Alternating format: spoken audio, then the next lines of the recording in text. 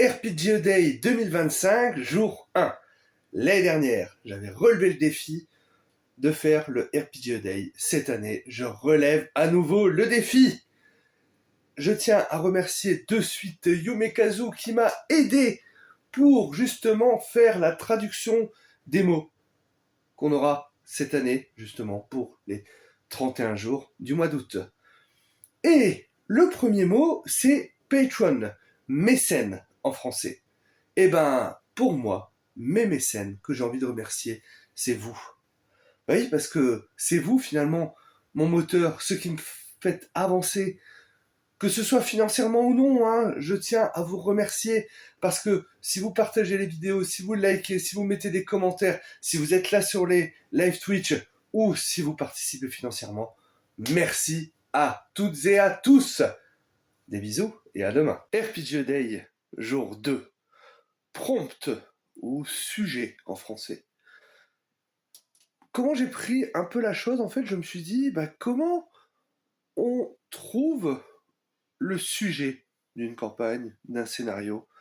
Comment vous, déjà, comment vous décidez du sujet, finalement, que vous allez aborder, des thèmes que vous allez aborder dans un scénario, dans votre campagne. Moi, de mon côté, souvent, c'est qu'est-ce que j'ai envie de raconter, en fait. Qu'est-ce que je veux faire dans cette campagne? Pour différents exemples, Loup-garou, c'était un peu la mélancolie. Monster of the Week, hein, c'était plus avoir des chasseurs d'esprits, des chasseurs de fantômes, hein, voilà. Vous, de votre côté, comment vous faites pour définir un petit peu, justement, les sujets de vos campagnes? Racontez-moi tout ça en commentaire. Et à demain pour le jour 2. RPG Day, jour 3. Taverne. Moi, quand j'entends le mot taverne, hein, ça me fait penser à ces moments, des fois, de flottement un peu gênants en début de partie. Particulièrement pour du Medfan, hein, mais voilà, ça pourrait être d'autres choses, d'autres univers, pas des tavernes, mais voilà, un bar ou autre. Hein. Et c'est vrai que c'est pour ça que moi, j'aime bien les mécaniques qu'on retrouve dans les PBTA, entre autres, où on va créer des liens entre les PJ dès le départ. Ils se connaissent déjà. Et j'avoue que de plus en plus, je réutilise ces mécaniques dans d'autres jeux qui ne sont pas forcément du PBTA, afin justement d'éviter ce moment un peu de flottement, un peu de gêne au départ. Vous, comment faites-vous justement pour éviter ce genre de choses? À demain pour le jour 4. PG Day, jour 4. Message. Ça me fait penser aux aides de jeu qu'on fournit à nos joueurs et joueuses justement afin d'augmenter l'immersion pour des phases d'enquête ou autre. Je trouve que déjà il y a une réelle valeur ajoutée vis-à-vis des campagnes du commerce. Je pense par exemple aux campagnes des 12 singes où ils ont vraiment beau matos pour ça. Mais et aussi on peut également créer nos propres messages, nos propres documents, nos propres aides de jeu à donner à nos joueurs. Est-ce que vous, de votre côté, ça vous est déjà arrivé de créer vos propres aides de jeu afin justement de les donner? Moi, ça m'est déjà arrivé, j'avais récupéré des logos FBI et autres pour faire des documents confidentiels et ainsi de suite, et c'est quelque chose que j'aime beaucoup. À demain pour le jour 5.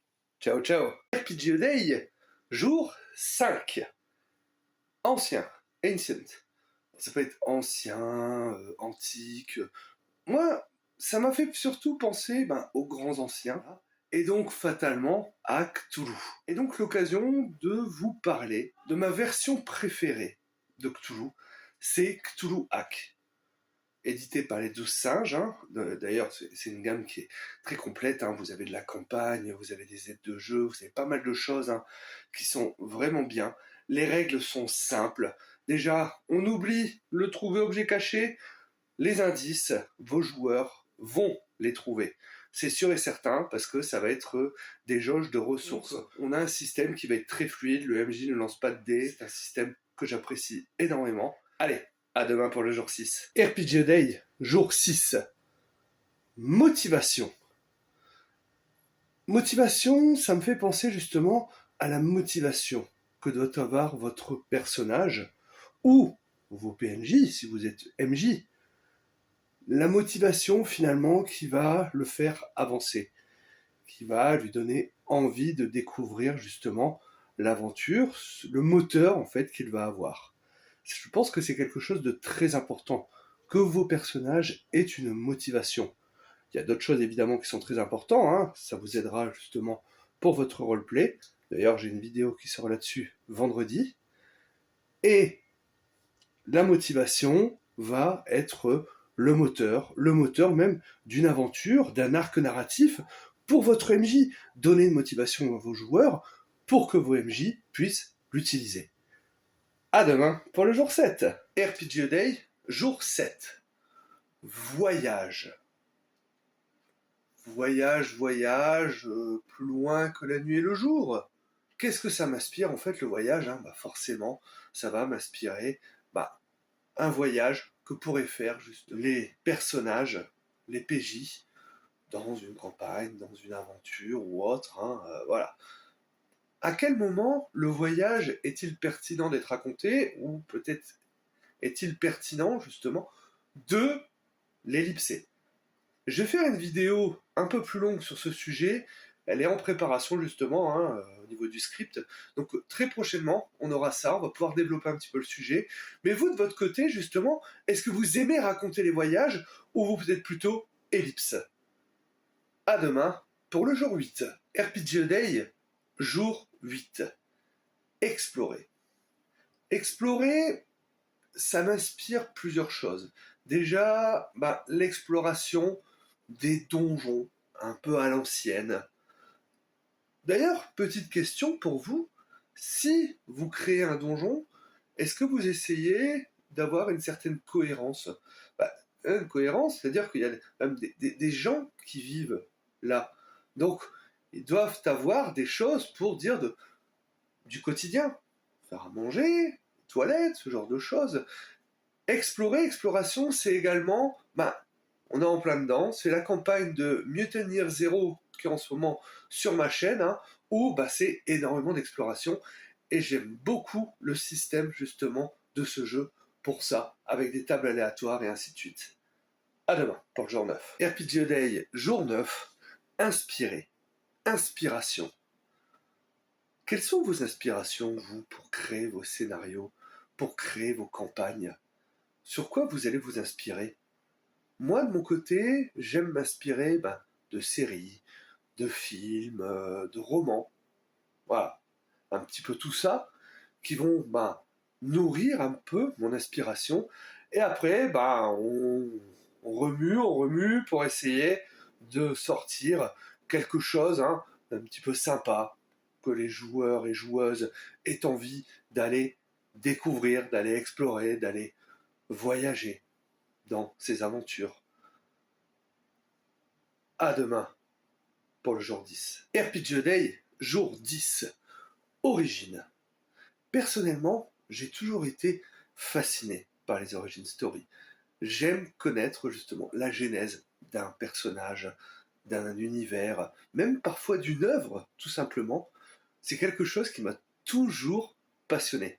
Et je regarde énormément de vidéos YouTube et ainsi de suite. Et c'est quelque chose que j'essaie d'amener dans mes PNJ, souvent dans mes antagonistes, qu'ils aient une réelle origin story. L'avantage, en fait, c'est que partir de cette origin story, souvent, va vous donner derrière sa motivation, son but, voilà. Et donc, derrière, vous pouvez avoir un PNJ nettement plus cohérent pour votre campagne, pour votre univers, et ainsi pouvoir le développer plus facilement. À demain pour le jour 11. RPG Day, jour 11. Flavor, saveur. Quand j'entends ça, ça me fait penser aux 5 sens. Et d'utiliser ces 5 sens dans les descriptions en jeu de rôle. C'est quelque chose que j'essaie de travailler déjà depuis quelques temps. Si vous me suivez un petit peu sur la chaîne, je travaille de plus en plus mes descriptions, hein, et en utilisant du coup pas que le visuel, parce que souvent c'est le plus facile, mais en utilisant également l'ouïe, l'odorat, le goût, le toucher, afin de pouvoir justement développer, faire des descriptions qui vont être plus immersives pour mes joueuses et mes joueurs, Également, sachez qu'il y a une vidéo sur ma chaîne qui parle des 5 sens. C'est une discussion qu'on a eu à 4. Et vous, est-ce que vous utilisez les 5 sens lorsque vous faites des descriptions en jeu de rôle? À demain pour le jour 12. RPG Day, jour 12. Chemin. On a parcouru le chemin. On a tenu la distance. Le chemin parcouru, ça me fait penser au background de nos personnages. Est-ce que vous avez une technique pour écrire le background de vos personnages? Moi, je vais vous en donner une assez rapide qui m'avait été donnée par un coach d'improvisation théâtrale que j'avais eu. C'était de se poser la question pourquoi. Et en fait, on va revenir en arrière dans le background pour le construire de cette manière-là. Pourquoi il a fait ci? Pourquoi il a fait ce choix? Et donc, on va remonter dans les choix de vie et ainsi de suite construire notre background de cette manière-là. Dites-moi vos astuces pour créer un background. À demain pour le jour 13. RPG Day, jour 13. Darkness, obscurité. Comment faites-vous à vos tables pour justement que les joueuses et joueurs soient plongés dans l'obscurité de manière immersive? Évidemment, en présentiel, on peut simplement éteindre la lumière, mettre quelques bougies, mais en distanciel, comment faites-vous, peut-être avec simplement des mots, une musique, l'impression d'être dans l'obscurité? En général, j'essaie d'avoir une voix plus posée quand je vais parler. J'essaye de décrire les sons qu'on entend au loin dans cette caverne obscure, alors que vos pas résonnent à l'intérieur. À demain pour le jour 14. RPG Day, jour 14. Mystère. Ça me fait penser au secret. On aime bien mettre des secrets dans le background de ces personnages. Le truc, personne va deviner. Bah arrêtez en fait, parce que finalement ce secret, tant qu'il n'est pas révélé, n'a aucun intérêt, à part peut-être vous faire rire vous-même. Imaginez, vous avez un secret, et vous regardez l'autre, tu ne devineras jamais ce que j'ai. Vraiment, personne à la table va se dire, mais pourquoi il me regarde comme ça? J'ai un bout de salade coincé entre les dents, ou comment ça se passe? Eh ben oui, tant que le secret n'est pas révélé, il n'a aucun intérêt. Essayez de vous mettre le challenge de jouer à secret ouvert autour de votre table. Et vous verrez que ça peut mener à des choses très intéressantes. À demain pour le jour 15. RPG Day, jour 15. Trompé. Instant anecdote, il m'est arrivé une fois, lors d'une partie, c'était en présentiel, c'était il y a longtemps, on était des agents temporels et on devait enquêter justement sur un autre agent intemporel qui profitait de retourner dans le temps pour récupérer des œuvres d'art, pour ensuite pour aller revendre, voilà, pour se faire de l'argent. Donc l'équipe avait été séparée en deux. D'un côté, ceux qui empêchaient justement le vol des œuvres d'art, et moi ainsi qu'un métamorphe qui était un peu mon backup, où je me rapprochais de cet agent temporel, je lui faisais croire, je le trompais justement pour lui faire croire que j'étais de son côté. A priori, j'ai tellement bien interprété mon personnage que toute la table a cru que j'étais en train de les tromper et en train de retourner ma veste. C'était assez drôle en fait. Avez-vous des anecdotes du genre à me raconter? À demain pour le jour 16. RPG Day, jour 16. Overcome. Se dépasser, surmonter. Ça me fait penser à un MJ que j'avais rencontré. Il se donnait des défis qu'il relevait lors de ses parties. Par exemple, interpréter un PNJ de telle manière, décrire une ambiance horrifique, etc.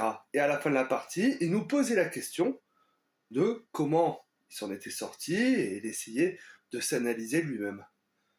Moi, ces derniers temps, j'essaie beaucoup de travailler mes descriptions et force est de constater qu'il faut que je les prépare en amont pour qu'elles soient meilleures. Et vous, de votre côté, est-ce que vous avez justement des choses que vous essayez d'améliorer, que ce soit en tant que MJ ou en tant que PJ? Dites-moi ça en commentaire. À demain pour le jour 17. RPG Day, jour 17. Renouveau. L'occasion de vous parler de mon renouveau dans le jeu de rôle. Pendant plusieurs années, malheureusement, j'ai dû laisser le jeu de rôle à côté pour diverses raisons, hein, liées à mon boulot entre autres, hein, parce que j'avais des horaires décalés, donc c'était pas forcément évident.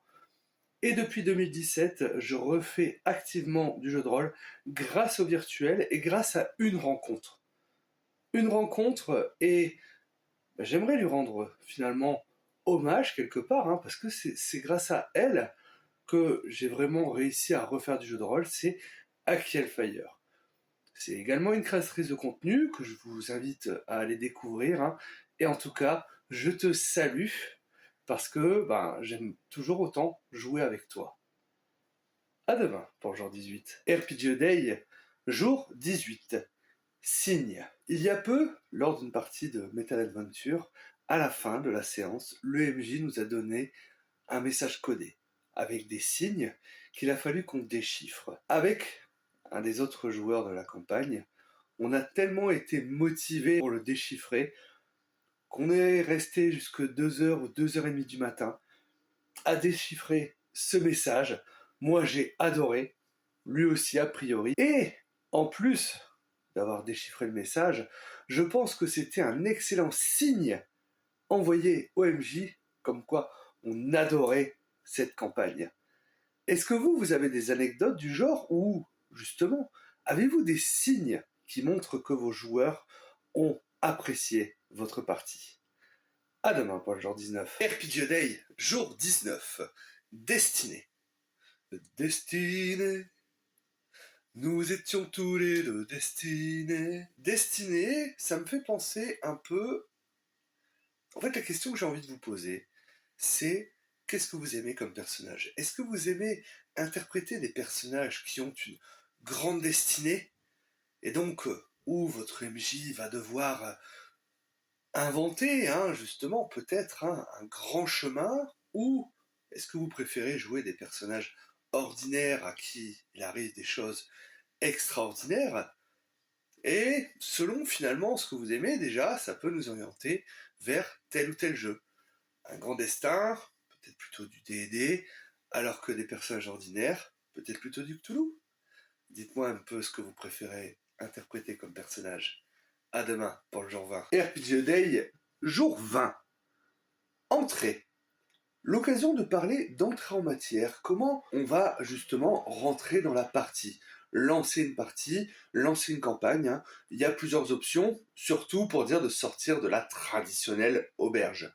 On peut déjà commencer, moi j'aime bien des fois commencer par la morning routine, tout simplement. Ça permet à chaque joueur et joueuse d'illustrer son personnage, et donc de pouvoir commencer à lui donner sa petite identité, ses petites choses, ses petites manies, et ainsi de suite, hein, de pouvoir finalement enfiler le costume de son personnage. On peut également aussi faire une entrée immédiate, donc tout de suite dans l'action en fait, hein. Vous entrez tout de suite dans l'action, et même, je me souviens qu'une fois, pendant un one-shot, hein, j'avais fait une scène d'exposition qui allait se passer plus tard dans la partie, un peu comme certaines séries des années 90 faisaient. Ça tombait bien justement parce que le thème c'était Drôle de Dame, donc on avait fait un épisode Drôle de Dame. Vous pouvez le retrouver d'ailleurs sur la chaîne de Achiel Fire, si jamais, sur sa chaîne YouTube. À demain pour le jour 21. RPG Day, jour 21. Inattendu. Comment gérez-vous l'inattendu en tant que MJ? Bah oui, c'est compliqué des fois de anticiper là où vos joueurs et vos joueuses vont décider d'aller. Plusieurs méthodes. Déjà, vous pouvez leur demander à la fin de la session précédente qu'est-ce qu'ils comptent faire. Et si jamais ils vont vers un endroit que vous n'avez pas forcément prévu, eh bien, dites-le. Plutôt que de vous mettre une pression énorme, de commencer à transpirer et autres, voilà. Vous leur dites, soit peut-être que ça mettra fin à cette séance-là pour que vous puissiez préparer, ou sinon, vous prenez 10 minutes, vous faites 10 minutes, un quart d'heure de pause, ça vous laisse le temps justement de préparer, de relire vos notes, et ainsi de suite, et donc de pouvoir ensuite être plus serein pour la suite de la partie. En tout cas, la communication reste la clé en jeu de rôle, et c'est quelque chose de très important. J'ai d'ailleurs fait une vidéo à ce sujet sur ma chaîne YouTube, sur l'improvisation, sur la charge mentale du MJ. N'hésitez pas à aller y jeter un œil. À demain pour le jour 22. RPG Day, jour 22. Allié. Eh bien, en lien avec la vidéo d'hier, le meilleur allié du MJ, ça reste l'improvisation. Mais attention, l'improvisation, ça ne s'improvise pas. Et oui, vous pouvez préparer des choses pour vous aider à l'improvisation. C'est pas forcément quelque chose d'inné. Déjà, votre improvisation, vous pouvez la travailler avec des exercices, et ainsi de suite, mais vous pouvez également la préparer avec des listes de PNJ, des listes de lieux, listes d'endroits où vos joueurs sont susceptibles d'aller, et ainsi, du coup, vous préparez mieux.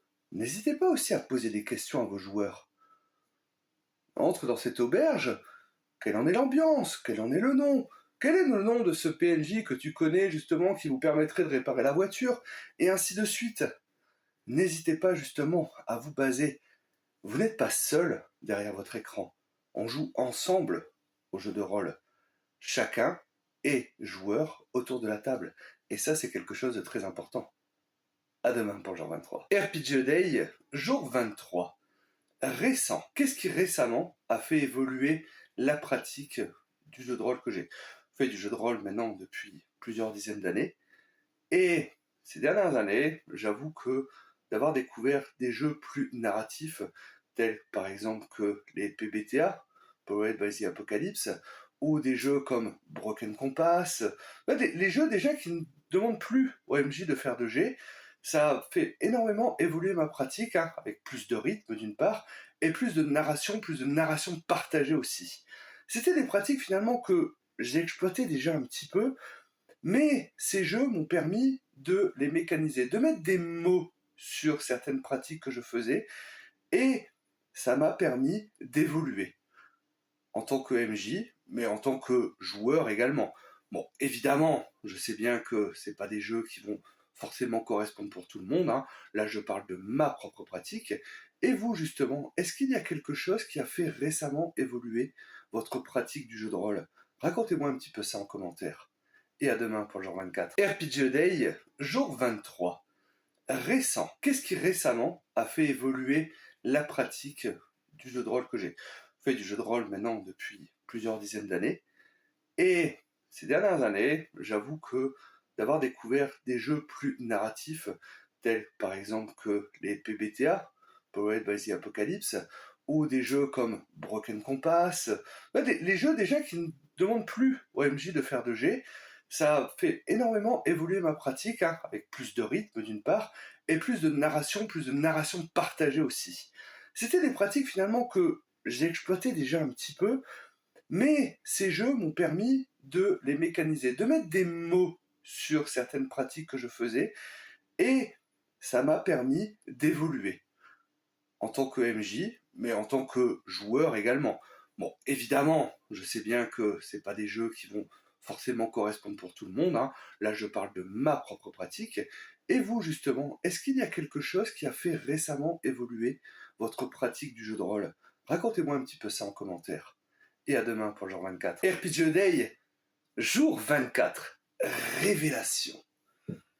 Est-ce que vous aussi, vous aimez justement mettre dans vos scénarios des révélations de ouf lorsque vos joueuses et vos joueurs les découvrent, vous voyez sur leur visage justement soit l'étonnement, soit l'émerveillement, ou soit la colère, parce que justement vous avez réussi à les piquer là où il fallait.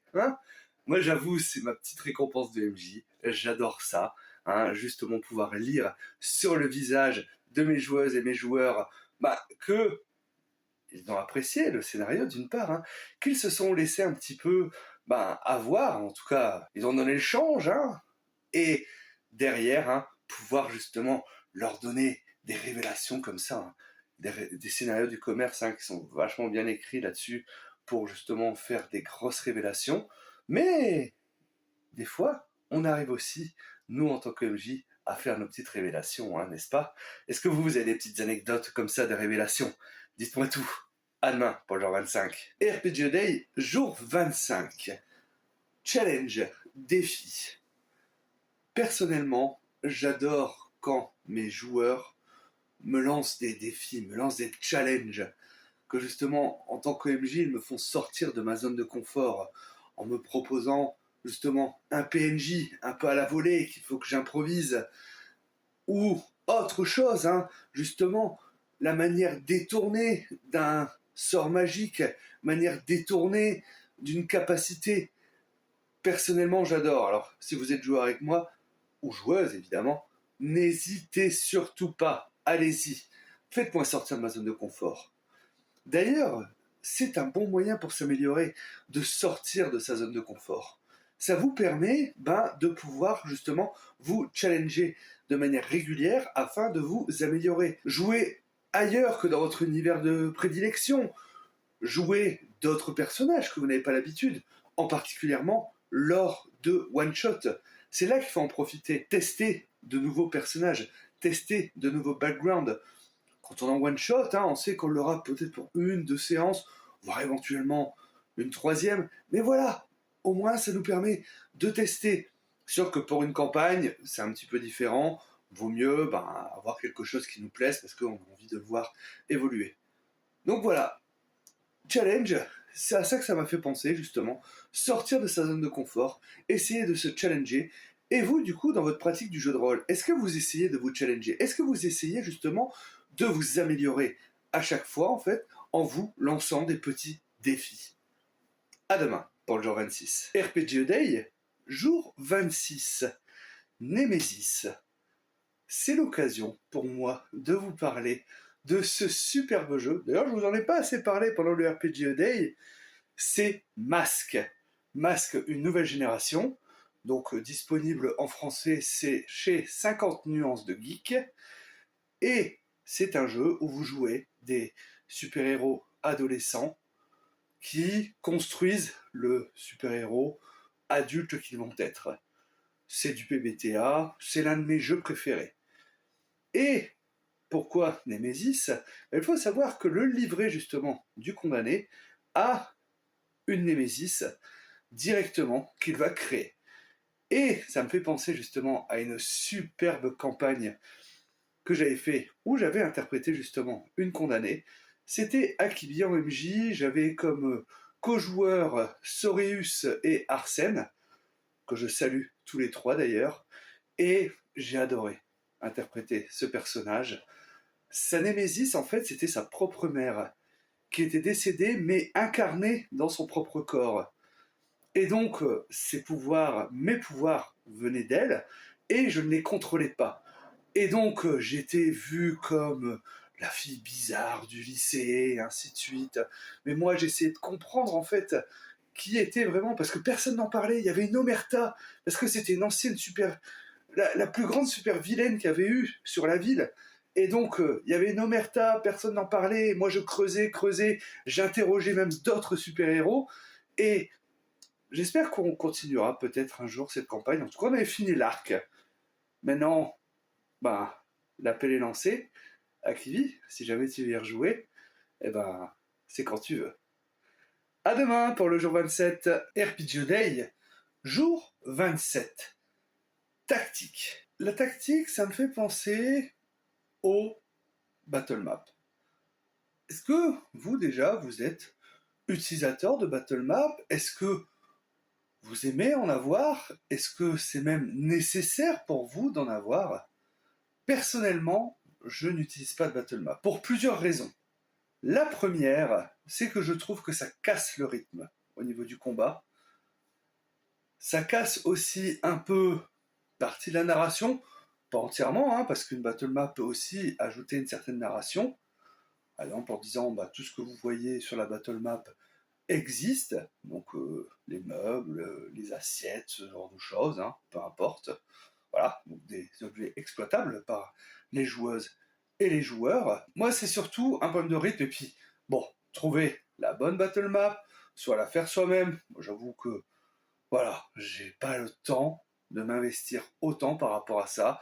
Je préfère jouer dans le théâtre de l'esprit, et que pour certains, ça peut être plus compliqué. C'est d'ailleurs pour ça que je travaille énormément dans mes descriptions, Ouais, que je vous en parle justement sur comment je les travaille ces derniers temps. Peut-être que ça pourrait vous intéresser. Et voilà, c'est vrai qu'au niveau tactique, hein, la battle map peut aider, mais peut desservir également. Ça va dépendre des goûts de chacun. On peut jouer de manière tactique sans pour autant avoir de battle map, hein. Je pense au jeu Fabula Ultima qui permet justement une tactique entre les joueurs parce qu'il n'y a pas de système d'initiative, à savoir quand est-ce qu'ils vont agir et ainsi de suite, hein. Voilà, il y a d'autres jeux comme ça, hein, où finalement c'est celui qui a l'initiative qui donne l'initiative au suivant et ainsi de suite, hein. Il y a pas mal de jeux aussi qui sont comme ça, ou des jeux où il n'y a pas du tout ce système d'initiative où c'est juste finalement une concertation entre joueuses et joueurs et le MJ, c'est les PBTA, hein. Je pense à Mask, je pense également à Monster of the Week, hein, où il n'y a aucune initiative, hein, et donc hein, pas forcément besoin de battle map selon moi. Après, chacun est libre, hein, évidemment, et c'est ça la magie du jeu de rôle, c'est que toutes les façons de jouer sont bonnes finalement. Et à demain pour le jour 28. RPG Day, jour 28. Le mot du jour, c'est suspense. Comment, finalement, mettre en place des situations de suspense en jeu de rôle? Déjà, je vois deux grands modèles de suspense. On peut avoir le suspense d'action, désamorcer une bombe, ouvrir une porte avant que la pièce ne se remplisse d'eau, par exemple, ou suspense psychologique, qui va demander justement plus de temps, plus de préparation, plus de RP également, hein, pour dire d'arriver à une situation de suspense psychologique. Déjà, pour le suspense d'action, comment on peut rendre cette situation de suspense aux joueuses et joueurs? Ça va être par exemple de faire un décompte. Et une bombe, voilà, les joueurs sont en train un petit peu de tergiverser, surtout si ça tergiverse beaucoup, là vous faites un décompte. Vous commencez à 5, 4, 3, avant que l'un d'eux dise voilà, je tente de désamorcer, je tente. Voilà, après vous demandez le jet de dés, et ainsi de suite, hein, c'est pas nécessaire. Mais tout de suite, vous allez mettre cette situation de suspense à la table. Pour le suspense psychologique, ça va être beaucoup plus long. Parce que, justement, on va mettre en place des choses. Je me souviens d'une partie de la campagne de Chroniques oubliées galactiques que j'avais fait chez Fire, où j'ai mis toute une séance à ce qu'il se fasse des alliés. Les alliés, c'était des pirates en fait, hein, qui venaient en plus de se faire attaquer, tout ça. Et donc, à chaque fois, justement, on a fait une grande séance de RP, hein, où justement, ils se sont attachés à eux et ainsi de suite, hein. Ça a pris du temps pour que, climax de cette séance finalement, ces pirates doivent se sacrifier afin qu'ils puissent justement passer une porte galactique, hein, donc un trou de verre finalement, afin de pouvoir rejoindre le système solaire. La campagne est encore disponible, hein, chez Fire si jamais ça vous intéresse, hein. C'était vraiment super, hein. Et c'est vrai que les joueurs m'en ont un petit peu voulu à la fin. À demain pour le jour 29. RPG Day, jour 29. Connexion. Connexion, ça me fait penser à deux choses. La première, c'est la connexion entre les personnes autour de la table. Le jeu de rôle est social. On va rencontrer des gens, on va pouvoir discuter, créer même des amitiés, hein, grâce au jeu de rôle. Et c'est vrai que c'est quelque chose qui est vraiment génial pour ça. Parce que on va pouvoir rencontrer plein de personnes qu'on n'aurait peut-être jamais rencontrées autrement que par le jeu de rôle. Parce que de milieux sociaux différents, de milieux professionnels différents. Et tout ça nous permet finalement de nous rassembler. Connexion, ça me fait penser aussi aux connexions entre les personnages. Avoir des backgrounds communs. Moi, personnellement, j'adore ça. Avoir un background justement commun avec un ou des autres personnages autour de la table. Et c'est aussi pour ça que j'aime beaucoup la création de personnages dans les PBTA, parce que on va créer des relations entre les personnages, même de l'historique. Monster of the Week, hein, vous invite vraiment à créer un historique, hein. Vous êtes connus avant. Masque, ça va être la même chose. Passion de las Passiones aussi. Vous êtes connus avant cette première partie. Et donc, vos personnages se connaissent. Et donc, ça évite ce petit moment de malaise qu'on peut avoir des fois au début. Non, on se connaît, on a déjà fait équipe ensemble. Pourquoi justement on refait équipe ensemble? Des questions à se poser. Et c'est quelque chose que j'aime beaucoup développer. Ça permet finalement d'avoir une session zéro assez riche et qui permet de se lancer assez rapidement dans l'aventure, dans le RP. À demain pour le jour 30, RPG Day, jour 30. Expérience. L'expérience en jeu de rôle, c'est souvent l'évolution des personnages. On va distribuer des points d'expérience à la fin d'une séance, à la fin d'un arc narratif, au cours d'une campagne. Personnellement, je préfère distribuer l'expérience en groupe pour avoir quelque chose d'équilibré. C'est-à-dire que je ne vais pas forcément donner beaucoup d'expérience au guerrier parce qu'il aura tué tous les monstres et moins au prêtre qui n'aura peut-être fait que soigner, par exemple. Non, je vais faire quelque chose d'équilibré. Ensuite, la deuxième réflexion par rapport à l'expérience, c'est souvent, dans les jeux, l'expérience vient de la réussite. Vous réussissez une quête, vous réussissez quelque chose, voilà. Donc, vous avez de l'expérience. Dans le PBTA, c'est l'inverse. On a de l'expérience par l'échec.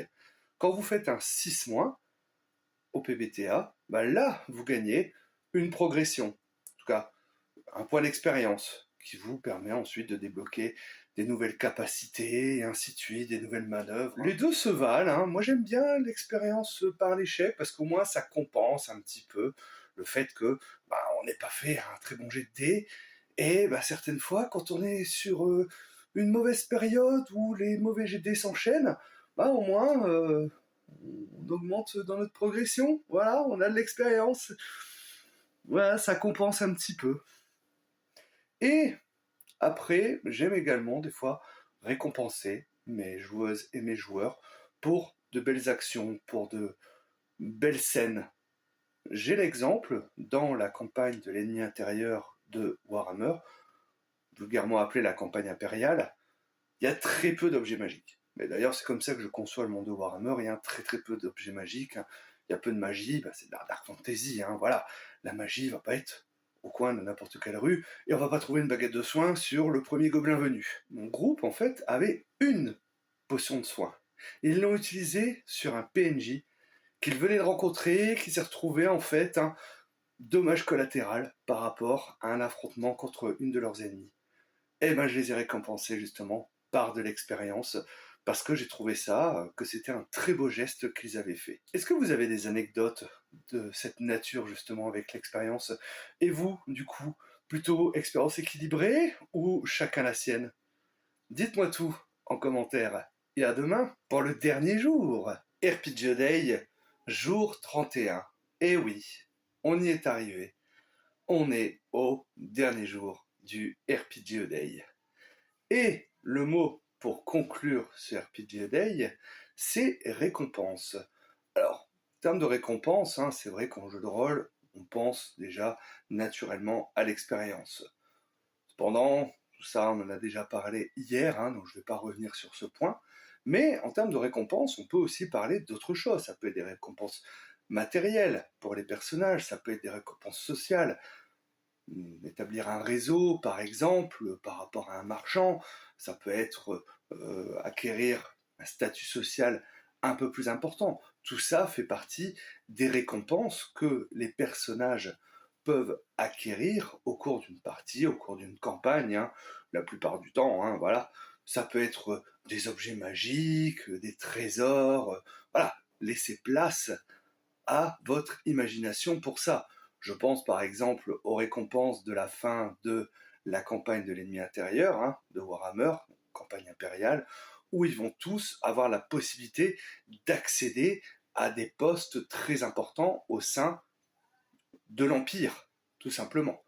Après, à eux d'accepter ou pas.